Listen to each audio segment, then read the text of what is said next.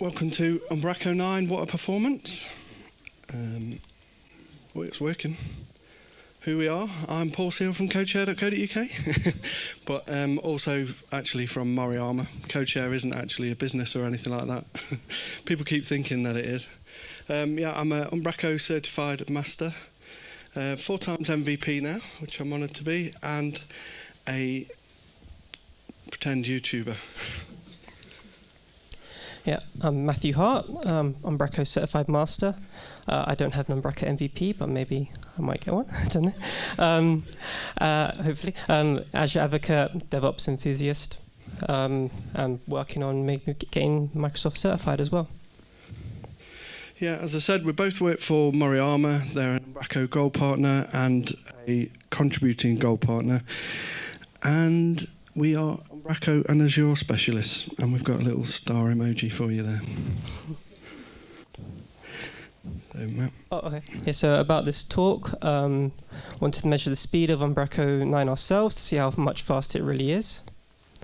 Then we wanted to compare V8 with V9, but also which platform is best, Windows or Linux. And work out which one is the best value for money in terms of price plans on Azure.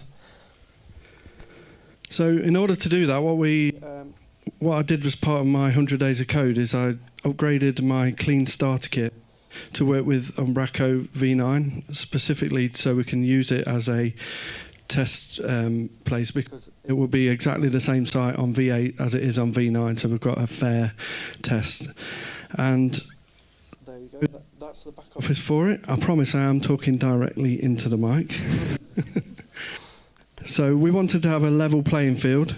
So we've got what we've got set up is a V8.NET framework site, a V9 Windows.NET 5 site on which is obviously running on .NET Core, .NET 5. So that's a Windows V9 and a Linux V9, all with that same starter kit, all with the same content. And so we did it with the default content that comes with the starter kit, plus we added an extra promise I'm talking. An extra 200 pages on the site as well for us to crawl and attack.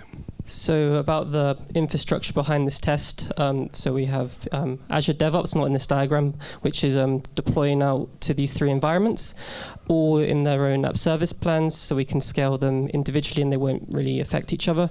And then we have 3 SQL databases running at S2 as recommended by the documentation, and they just connect to each one. So the pipeline, we've got like this, the V8 pipeline. Just simply, it's just running Windows latest. It's gonna go and get NuGet, then run VS Build to build the package, run some tests, and then publish the build out artifacts. I told Matt I really wanted to include this slide, so I do apologise if it's not very good, but I just thought someone might be trying to do that themselves, so we included a screenshot for you. Yeah. So so then we got the V9 pipeline. So this one's for Windows, using the Windows latest image.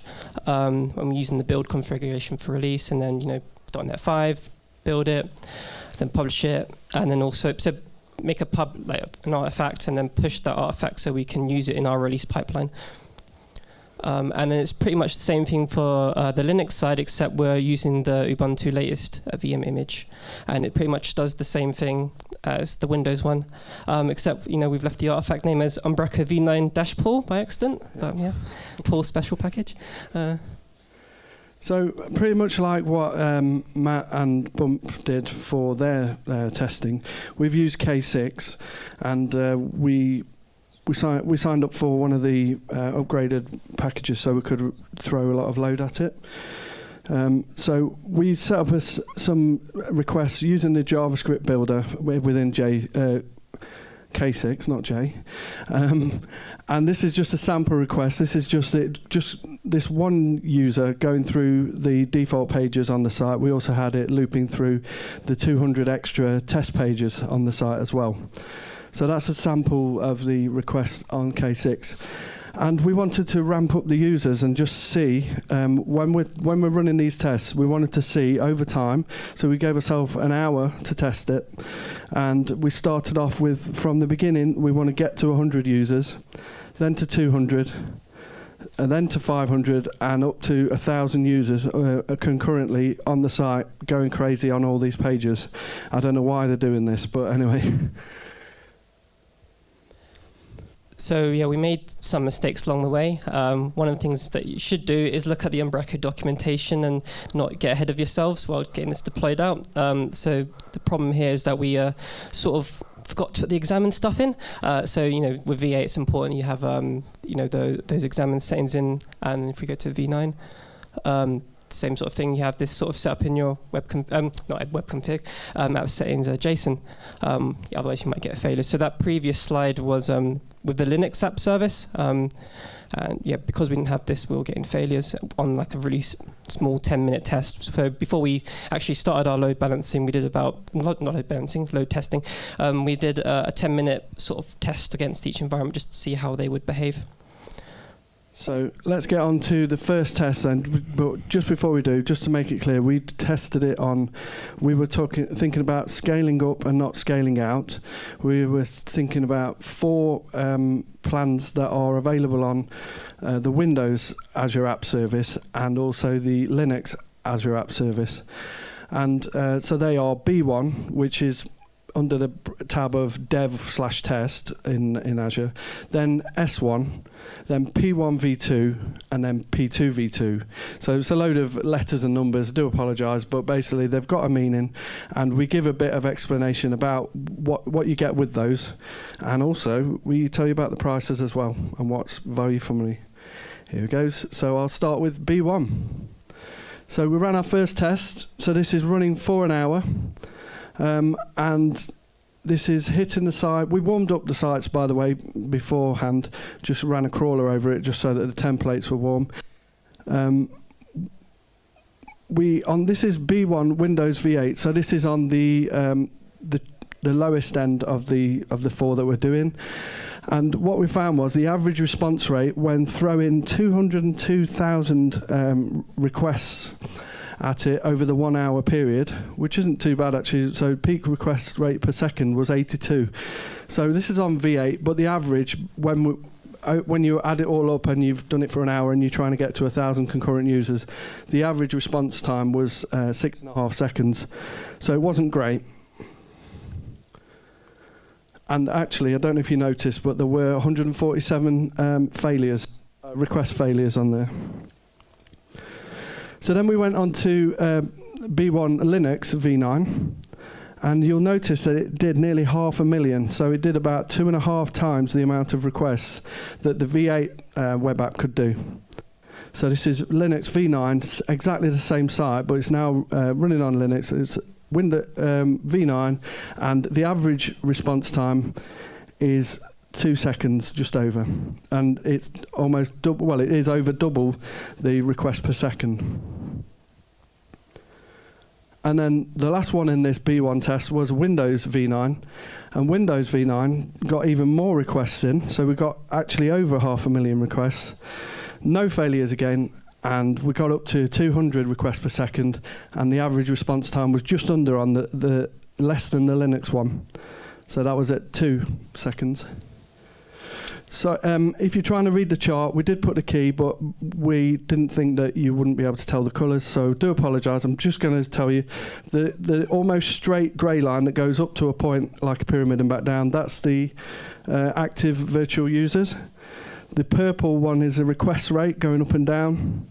So that's this the one that's making like the buildings in the background. And then there's the failure rate at the bottom is a red straight line. There's no failures. And then the lowest line on there with looks like a heartbeat.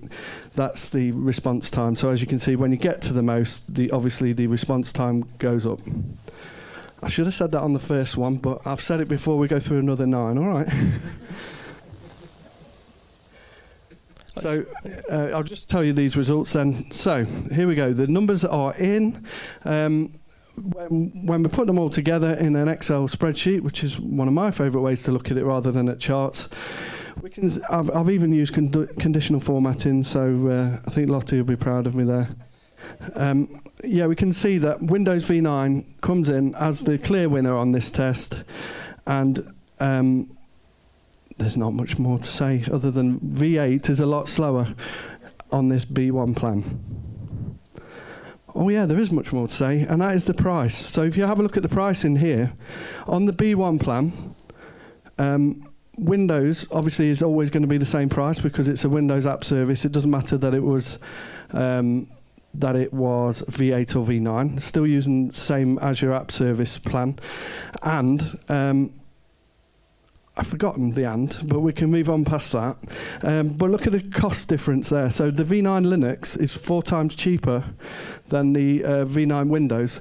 And if you look at the actual number of requests and the performance, they were pretty much the same, but it was 4 times cheaper to have the exact same code running on the Linux app service rather than the Windows one. Now you can go, Matt. So we're on the standard S1 tier for Windows V8.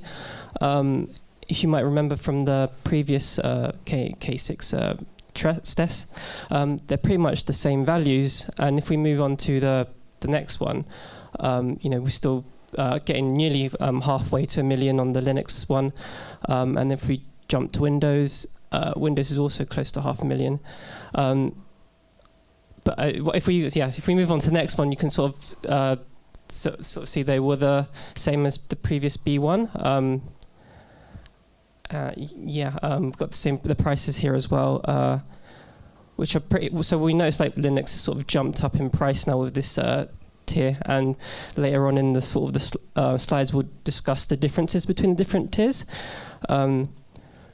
What we found there is that we were on the B1, which was the one that was under the bracket of dev/test by Azure. But when we go on to the S1, we're getting the same results. So there's not actually that much difference in performance, but there is a difference in features. And we'll go into what the features are that you get. But if you're running a site that doesn't need things like slots and backups, and maybe it's a personal site, a blog or something. Maybe it's a clean starter kit. I don't know. But basically, it would be a lot cheaper on the same results. But if you've got a choice between B1 and S1, you might want to go for B1 because it's cheaper and virtually the same results. Right. P1 V2. So more letters and numbers for you. So this one is Windows V8. Same charts, same thingy-bobs. Technical term there, sorry about that.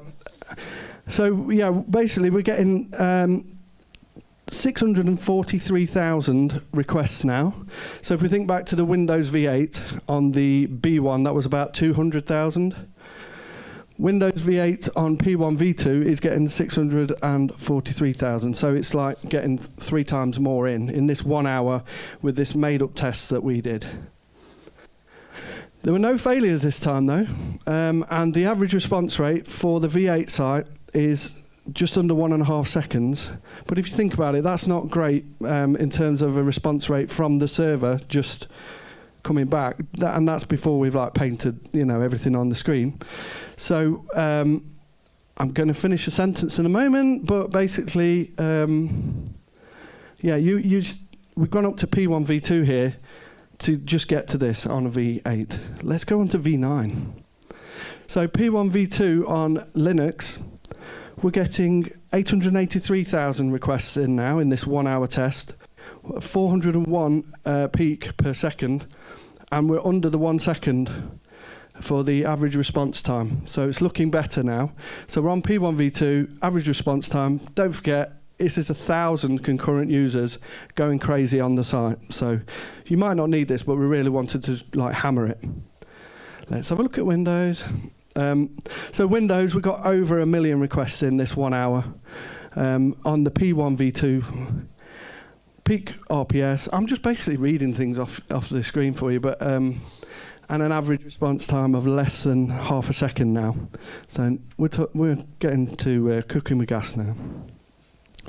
Let's have a look at Excel version. So as you can see, no surprises here, no failures, thank goodness for that. And Windows is coming out the winner. But when we look at pricing, Whereas on the last one, Linux was pretty much the same price when we were looking at S1.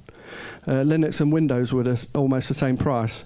And we already decided that S1 wasn't that much better than B1. Now we're on P1 V2. The price has dropped again on Linux, but yet the performance was almost the same. I say almost, it's quite close. So just bear that one in mind. That and what we're getting now, if you have a look on V8, we're still only getting 643,000 requests, but we're paying out £108.82 a month to get that on a V8 site. And we could be paying the same money on V9 Windows, and we're getting over 1 million requests, and the response rate is less than half a second. So looking at P2 V2 now, which is offers the same features in terms of Azure features of the previous tier, but we get more RAM and CPU in this tier. So with Windows 8, V8, you get like 1 million requests in now, and peak RPS of 465, and our response time is under half a second. Yeah, really, if you look at Linux, we get even more requests. We get over the 1 million mark. No failures, and we get a high amount of requests per second, and our response time is down to 67 milliseconds, and that's just that's just like an average of the whole test there. We got really excited when that result came in. Yeah, but wait for the next result.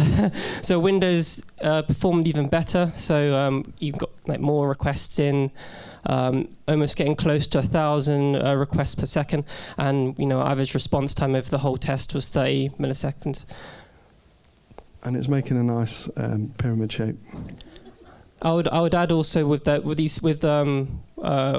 and Linux, we never really reached 100% of the CPU usage in Azure. I should have added the slides there to show the CPU usage, but with Windows and Linux, we never reached 100% in utilization, so it could have probably gone higher.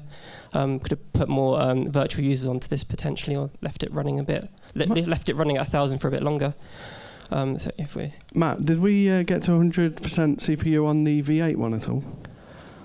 I don't think we did actually. I think we might have done on B1 when we had the failures.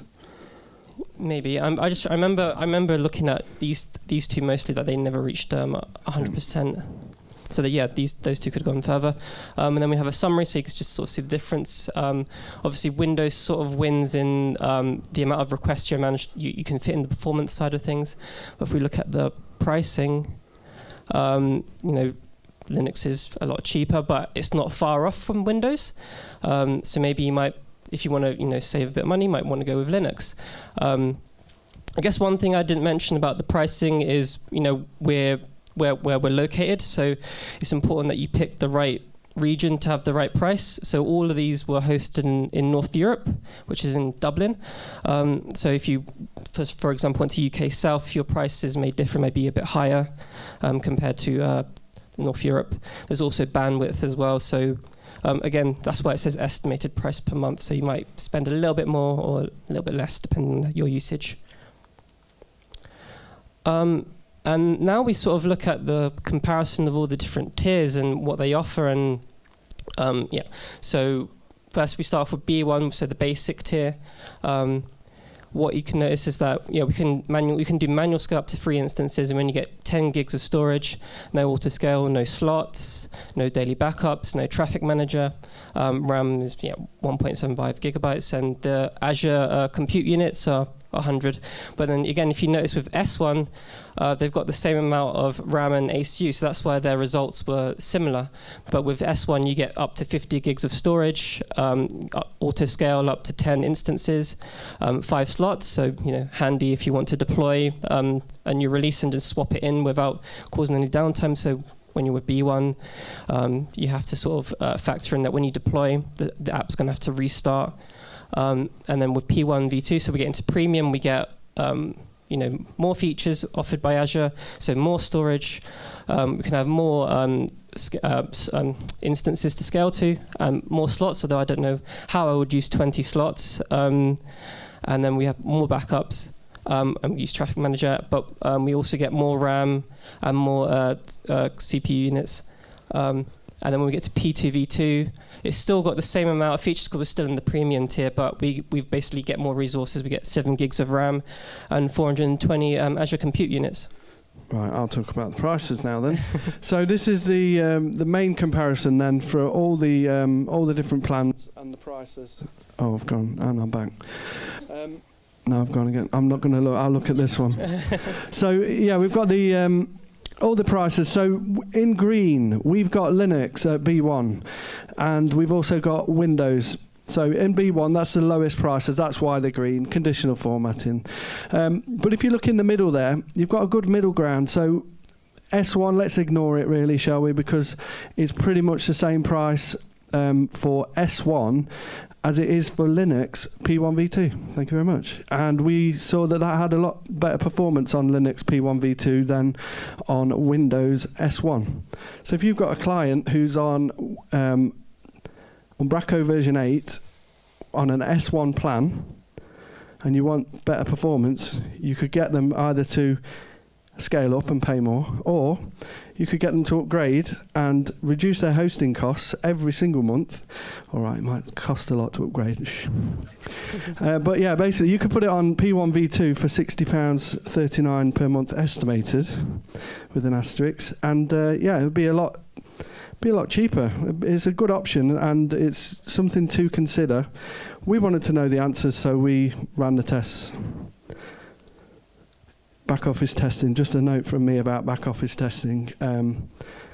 We didn't include any back office testing results in this because I tried to do it and I was getting a lot of SQL timeouts and things like that, and I realised that actually the bottleneck there was the SQL database, and that wasn't what the talk was about. So I've not included any back office testing in this. Sorry if that's what you came for, but if you read the description, we stuck to it, didn't we, Matt? Yeah.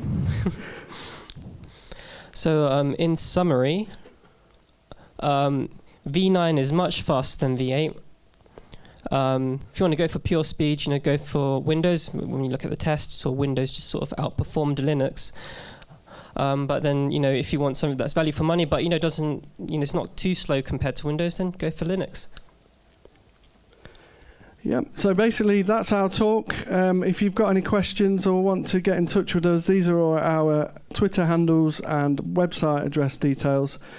Thank you, everybody.